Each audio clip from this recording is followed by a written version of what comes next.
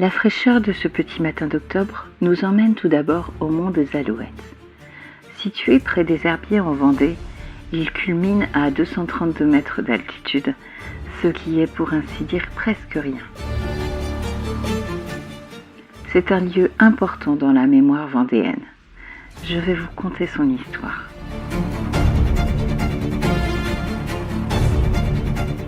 Une plaine immense à 360 degrés se déroule devant ses yeux.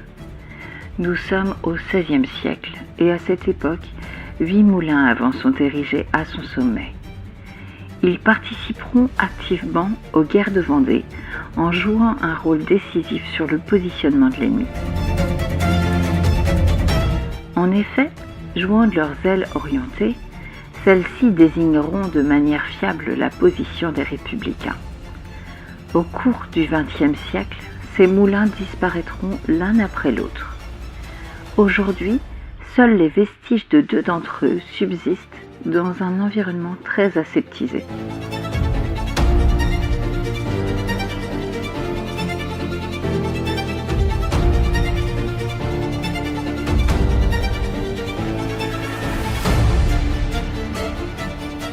Une chapelle dédiée aux souvenirs et en l'honneur des Vendéens martyrs sera construite au XIXe siècle à l'instigation de la duchesse d'Angoulême.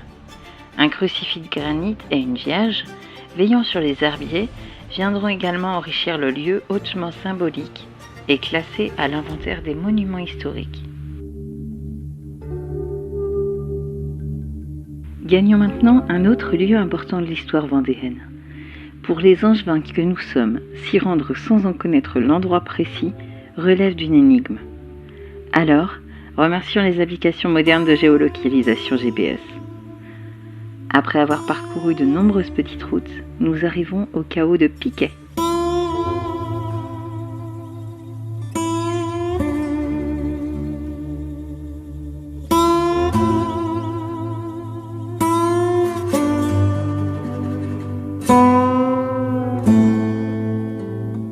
S'il est connu principalement des locaux, on va remonter le temps jusqu'à 300 et 700 millions d'années en arrière.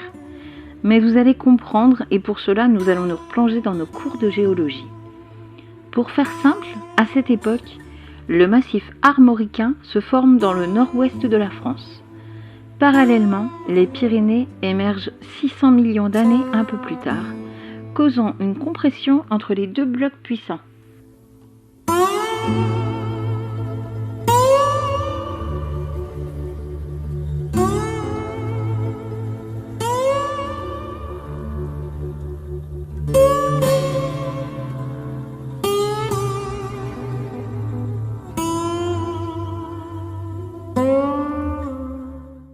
L'incident va se produire à cet endroit précis de la Vendée. Ce chaos géologique qui bouleverse le paysage tout entier, ainsi que le cours de Lion qui dut se frayer un passage dans les roches granitiques, soulevé et affaissé subitement de la terre vendéenne.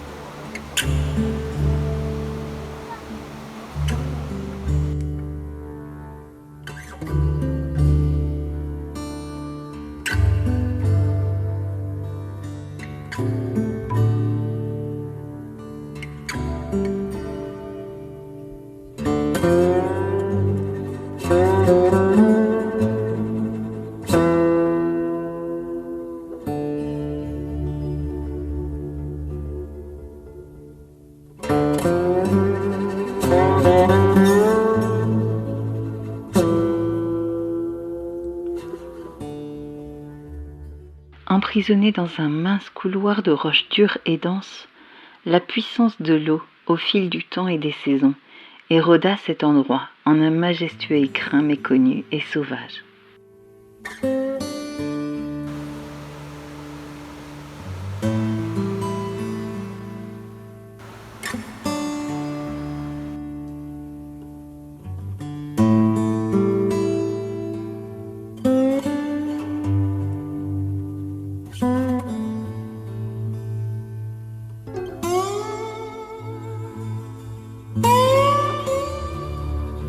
Au XIXe siècle, pas moins de 11 moulins s'installèrent sur 500 mètres.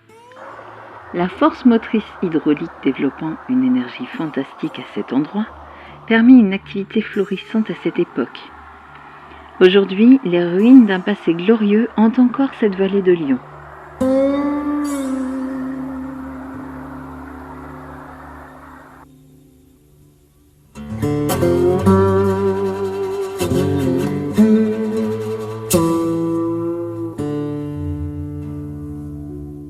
Le chemin principal, très escarpé pour accéder à la rivière, se scinde en plusieurs sentiers étroits amenant le visiteur à la découverte d'un milieu naturel encore préservé.